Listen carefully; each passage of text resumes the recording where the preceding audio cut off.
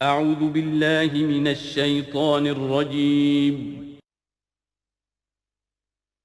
بسم اللہ الرحمن الرحیم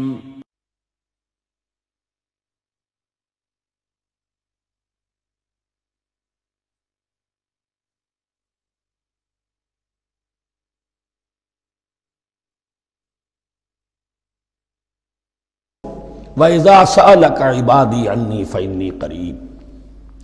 مطلوب تو یہ ہے کہ تمہارا جو یہ جسم حیوانی ہے یہ کچھ کمزور پڑے، روح ربانی جو تم میں پھونکی گئی ہے اسے تقویت حاصل ہو۔ دن میں روزہ رکھو، اس حیوانی وجود کو ذرا کمزور کرو، دباؤ اس کے تقاضوں کو، رات کو کھڑے ہو جاؤ، اللہ کا کلام سنو اور پڑھو تاکہ تمہاری روح کی آبیاری ہو، اس پر حیات آب حیات کا ترشح ہو۔ نتیجہ کیا نکلے گا؟ تمہارے اپنے اندر سے ایک پیاس ابھرے گی۔ وَإِذَا سَأَلَكَ عِبَادِي عَنِّي فَإِنِّي قَرِيبٌ، تقرب الی اللہ کا جذبہ پیدا ہوگا۔ تو اے نبی، جب میرے بندے، ایسے بندے آپ سے میرے بارے میں سوال کریں، ان کو بتا دیجئے میں قریب ہوں، دور نہیں ہوں۔ یہ حقوق انسانی کا میرے نزدیک دنیا میں سب سے بڑا میگنا کارٹا ہے۔ اللہ اور بندے کے درمیان کوئی فصل نہیں ہے، فصل اگر ہے تو تمہاری اپنی خباثت ہے۔ اگر تمہاری نیت میں فساد ہے، حرام خوری تو کرنی ہی کرنی ہے، تو اب کس منہ سے اللہ سے دعا کرو گے؟ پھر جاؤ گے کسی پیر کے پاس، آپ دعا کر دیجئے، یہ نذرانہ حاضر ہے؟ یہ طریقہ کیا ہے؟ انسان کا نفس حائل ہے اور کوئی نہیں، ورنہ ہم تو مائل بے کرم ہیں، کوئی سائل ہی نہیں۔ راہ دکھنا ہے کسی رہنوی منزل ہی نہیں، کوئی پوپ نہیں، کوئی پنڈت نہیں، کوئی پادری نہیں، کوئی پیر نہیں، کوئی نہیں۔ جب چاہو اللہ سے ہم کلام ہو جاؤ، اس سے بڑا حق کیوں خالق و مخلوق میں حائل رہے پردے؟ پیران کلیسا کو کلیسا سے اٹھا دو، میرا ہر بندہ جب چاہے جہاں چاہے مجھ سے ہم کلام ہو جائے۔ ہاں شرط ہے اس کی، وہ شرط آگے آ رہی ہے۔ اجیب دعوت الداعی اذا دعان، میں تو ہر پکارنے والے کی پکار سنتا ہوں، اور سنتا نہیں جواب دیتا ہوں، اور صرف جواب نہیں دیتا، قبول کرتا ہوں۔ اجابت میں یہ تینوں چیزیں موجود ہیں۔ اور اذا دعان، جہاں مجھے پکارے جب پکارے، there and then میں موجود ہوں۔ لیکن شرط کیا ہے؟ فَلْيَسْتَجِيبُوا لِي، انہیں بھی تو میرا کہنا ماننا چاہیے۔ یہ یک طرفہ بات نہیں ہوگی۔ فَاذْكُرُونِي أَذْكُرْكُمْ، تم مجھے یاد رکھو گے تو میں تمہیں یاد رکھوں گا۔ یہ دو طرفہ معاملہ ہے۔ تم شکر کرو گے، میں تمہاری قدردانی کروں گا۔ تم میری طرف چل کر آؤ گے، میں بھاگ کر آؤں گا۔ تم بارش برآؤ گے، میں ہاتھ بڑھاؤں گا۔ لیکن تم رخ موڑ لو گے، ہم بھی رخ موڑ لیں گے۔ ہماری تو غرض نہیں ہے، غرض ہے تو تمہاری۔ تم رجوع کرو گے، ہم بھی رجوع کر لیں گے۔ تم توبہ کرو گے، ہم اپنی نظر کرم پھر تمہاری طرف متوجہ کر دیں گے۔ لیکن ہر چیز ان تنصروا اللہ ینصرکم، اللہ کی مدد کرو گے تو اللہ تمہاری مدد کرے گا۔ تمہاری دوستیاں ہو، پینگے بڑھا رہے ہو اللہ کے دشمنوں کے ساتھ، ساز باز ہو اللہ کے دشمنوں کے ساتھ، اور کھڑے ہو جاؤ قنوت نازلہ میں اللہ سے مدد مانگنے کے لیے، تم سے بڑا بے وقوف کون ہوگا؟ پہلے اللہ کی طرف رخ تو کرو، اللہ سے اپنا معاملہ درست کرو۔ ہاں اس میں کوئی یہ شرط نہیں ہے کہ پہلے ولی کامل اس وقت توبہ کرو خلوص نیت سے اور سارے پردے ہٹ جائیں گے، لیکن خلوص نیت کے ساتھ توبہ۔ وَإِذَا سَأَلَكَ عِبَادِي عَنِّي فَإِنِّي قَرِيبٌ أُجِيبُ دَعْوَةَ الدَّاعِ إِذَا دَعَانِ فَلْيَسْتَجِيبُوا لِي وَلْيُؤْمِنُوا بِي لَعَلَّهُمْ يَرْشُدُونَ۔ أُحِلَّ لَكُمْ لَيْلَةَ الصِّيَامِ الرَّفَثُ إِلَىٰ نِسَائِكُمْ۔ اب یہ ہے احکام کی آیت، بڑی طویل ہے، کیونکہ یہود کے ہاں شریعت میں روزہ جو ہے شروع ہو جاتا تھا شام کو ہی، اور رات بھی روزے میں شامل تھی، تو تعلق زن و شو بھی نہیں ہو سکتا، اور کوئی سحری وحری کا تصور نہیں تھا۔ جیسے ہی سوئے رات شروع، روزہ شروع، اب اگلے دن تک غروب آفتاب تک روزہ رہے گا۔ ہمارے ہاں روزے میں نرمی کی گئی ہے۔ ایک تو یہ کہ رات کو اس سے خارج کر دیا، روزہ دن کا ہے، اور رات کے وقت تعلق زن و شو بھی ہے، کھانا پینا بھی ہے، جو پابندیاں روزے کی ہیں وہ سب اٹھ گئی۔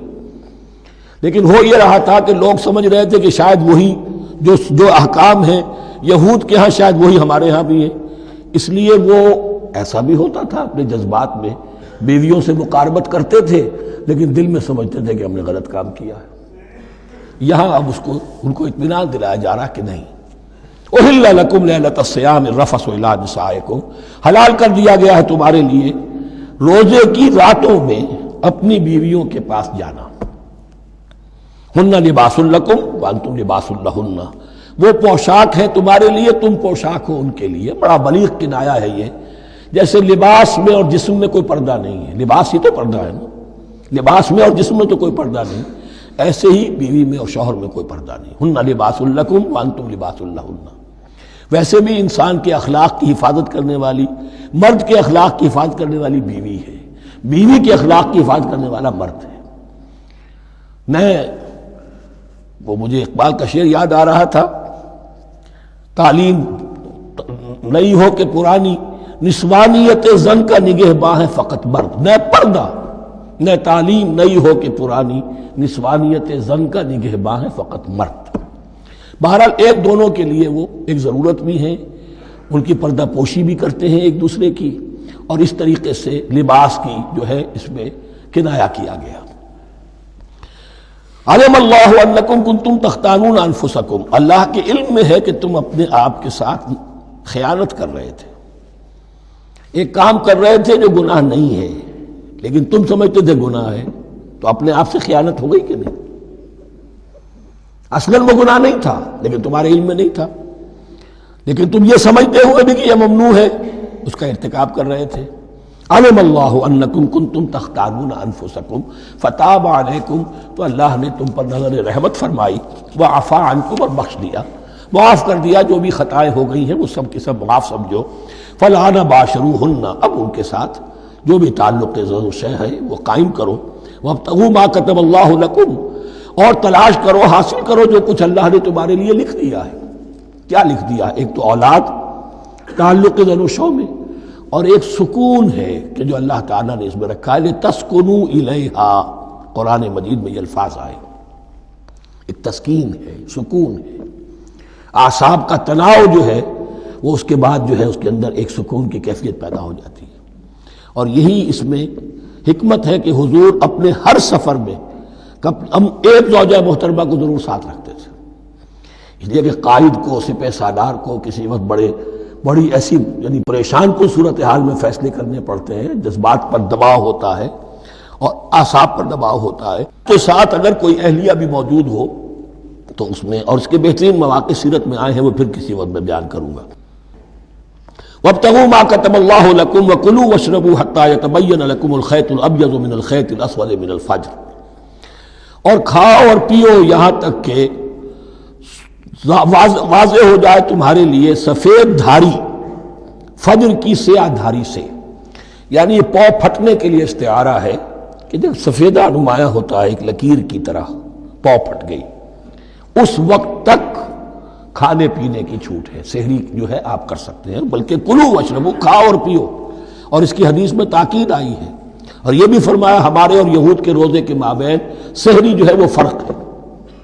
تسحروا فإن فی السحور برکہ، سحری ضرور کیا کرو اس لیے کہ سحری میں برکت ہے.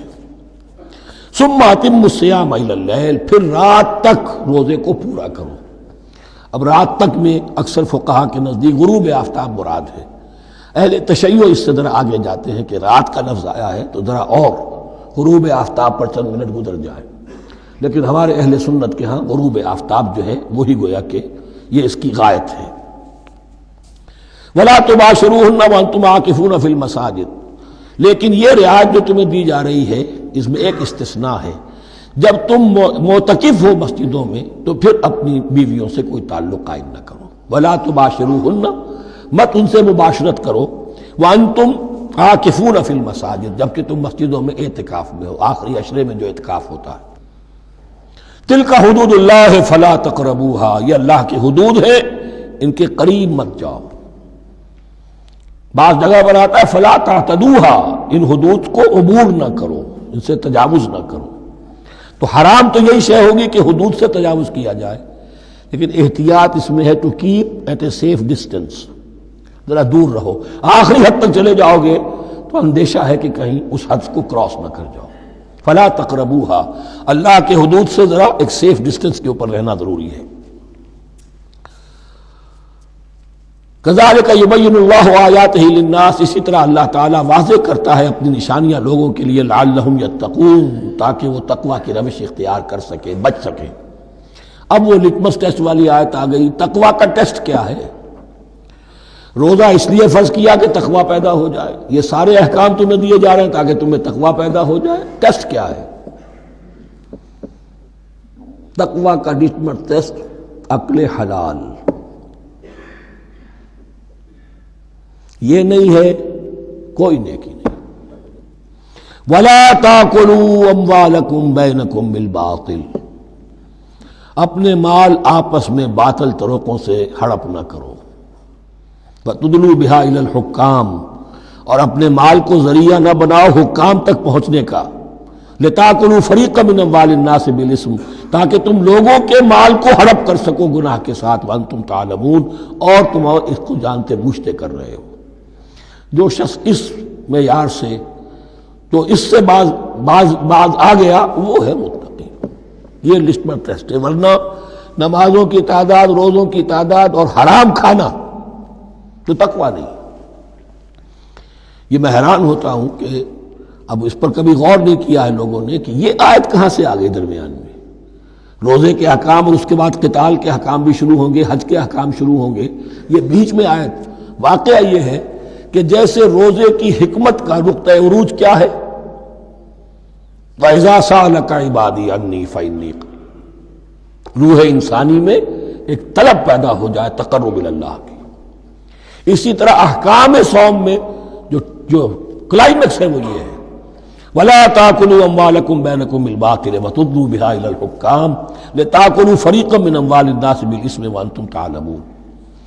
يَسْأَلُونَكَ عَنِ الْأَهِلَّةِ، اے نبی آپ سے پوچھ رہے ہیں چاند کی گھٹتی بڑھتی صورتوں کے بارے میں۔ قُلْ هِيَ مَوَاقِيتُ لِلنَّاسِ وَالْحَجِّ، کہہ دیجئے یہ لوگوں کے لیے ایک اوقات کا تعین ہے، کیلنڈر ہے، اور حج کے لیے۔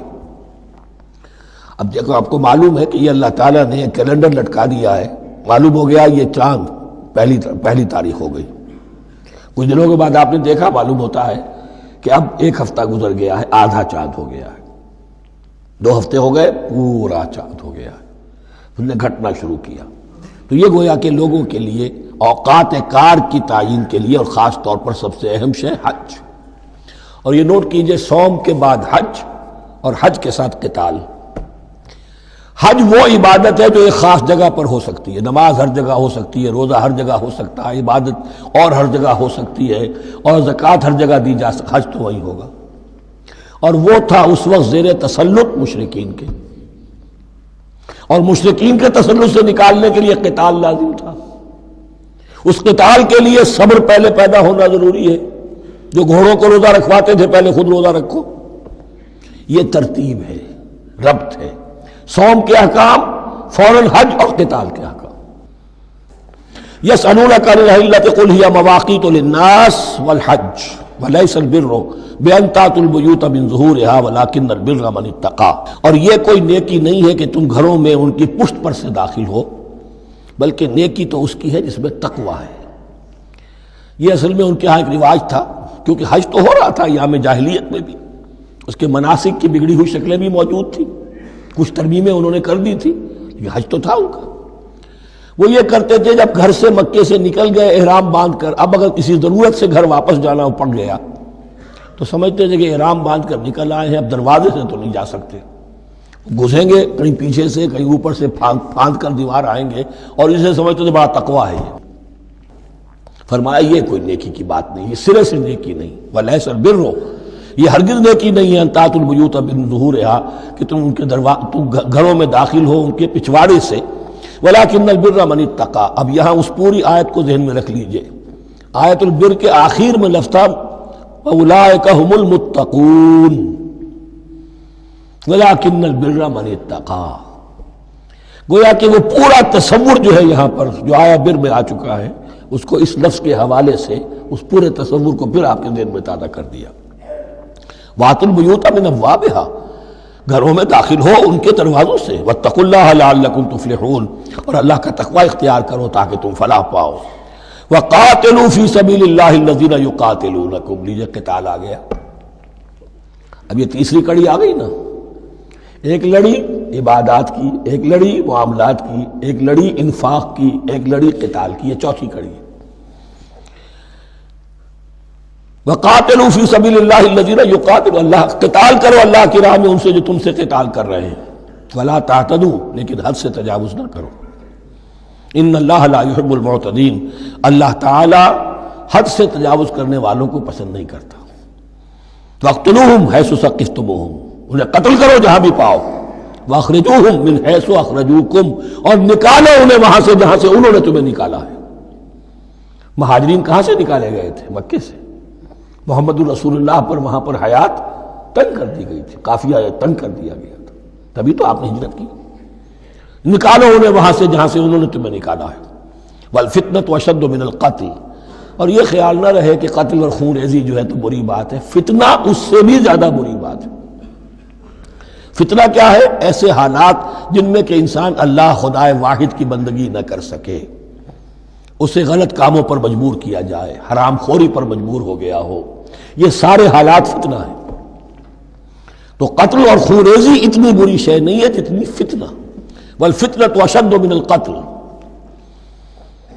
ولا تقاتلوهم عند المسجد الحرام حتى يقاتلوكم فيه، ہاں مسجد حرام وہ چونکہ اسے تو امن کی جگہ بنا دیا گیا ہے، ان سے جنگ مت کرو مسجد حرام کے پاس جو بھی حرم کا علاقہ ہے، حتى يقاتلوكم، یہاں تک کہ وہ خود تم سے قتال کریں اس میں۔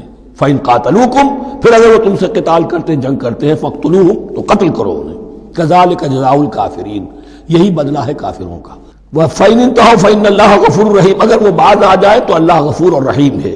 وَقَاتِلُوهُمْ حَتَّى لَا تَكُونَ فِتْنَةٌ وَيَكُونَ الدِّينُ لِلَّهِ، اب جب یہ جنگ کا مرحلہ شروع ہو گیا ہے دعوت محمدی کے سلسلے میں صلی اللہ علیہ وسلم، تو مسلمانوں جان لو، ایک دور تھا 12-13 برس تک تمہیں حکم تھا کفو ایدیکم، مارے کھاؤ ہاتھ نہ اٹھاؤ۔ اب یہ نیا دور ہے، آ گیا ہے، تمہاری دعوت و تحریک جو ہے وہ نئے دور میں داخل ہو گئی ہے۔ اب جب تمہاری تلواریں نیام سے باہر آ گئی ہیں، اب یہ نیام میں نہ جائیں جب تک کہ فتنہ بالکل ختم نہ ہو جائے اور دین اللہ ہی کے لیے ہو جائے، اللہ کا دین قائم ہو جائے۔ یہ آیت دوبارہ آئے گی اور زیادہ نکھری ہوئی شان کے ساتھ سورہ انفال میں، وَقَاتِلُوهُمْ حَتَّى لَا تَكُونَ فِتْنَةٌ وَيَكُونَ الدِّينُ كُلُّهُ لِلَّهِ، دین کل کا کل، جز نہیں، دین کی بالادستی پوری انسانی زندگی پر، انفرادی بھی اجتماعی بھی، اور اجتماعی کے بھی سارے پہلو، politico socio economic system, totally وہ اللہ کے احکام کے تابع ہو۔ وَقَاتِلُوهُمْ حَتَّى لَا تَكُونَ فِتْنَةٌ وَيَكُونَ الدِّينُ لِلَّهِ فَإِنِ انتَهَوْا فَلَا عُدْوَانَ إِلَّا عَلَى الظَّالِمِينَ، پھر اگر وہ باز آ جائے، صلح چاہے تو ٹھیک ہے، پھر ظالموں کے اوپر جو ہے سوائے ظالموں کے کسی پر زیادتی جائز نہیں۔ الشہر الحرام بالشہر الحرام، حرمت والا مہینہ بدلہ ہے حرمت والے مہینے کا، والحرمات قصاص، اور حرمات کے اندر بھی بدلہ ہے۔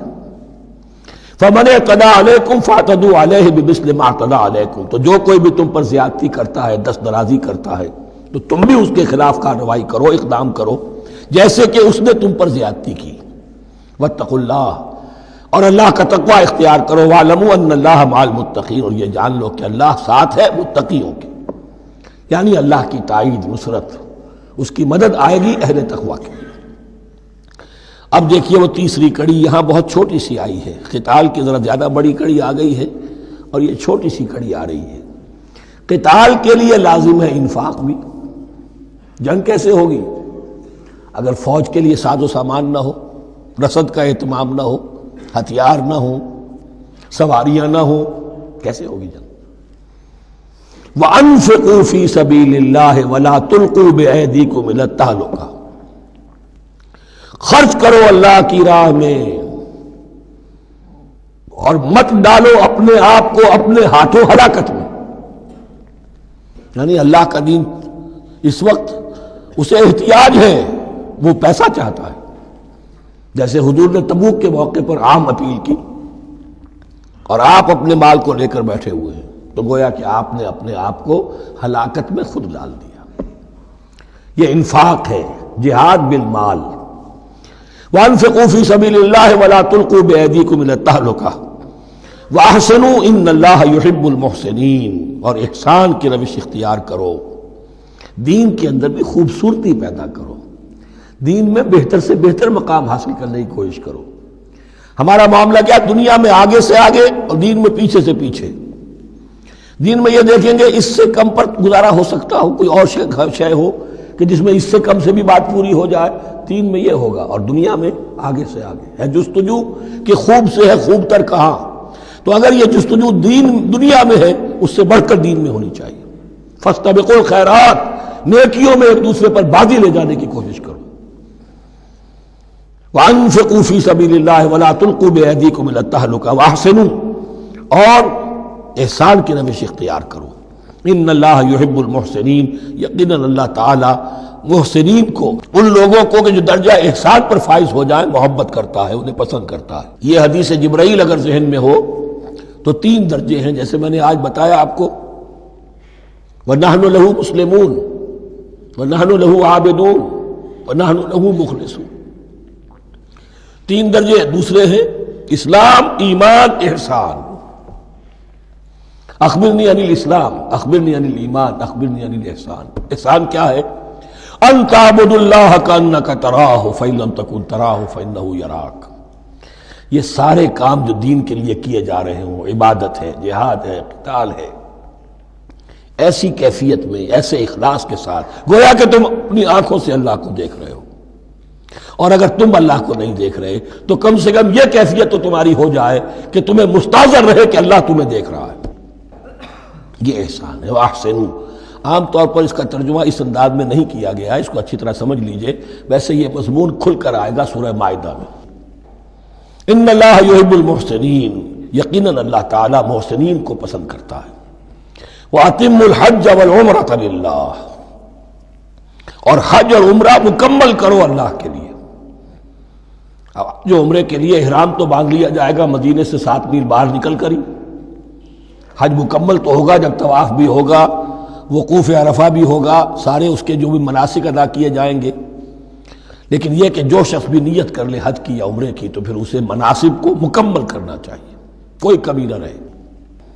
فَإِنْ أُحْصِرْتُمْ، اگر تمہیں گھیر لیا جائے، روک دیا جائے، جیسے کہ سن 6 میں ہو گیا، صلح حدیبیہ کرنی پڑی، مشرکین مکہ اڑ گئے، نہیں داخل ہونے دیں گے۔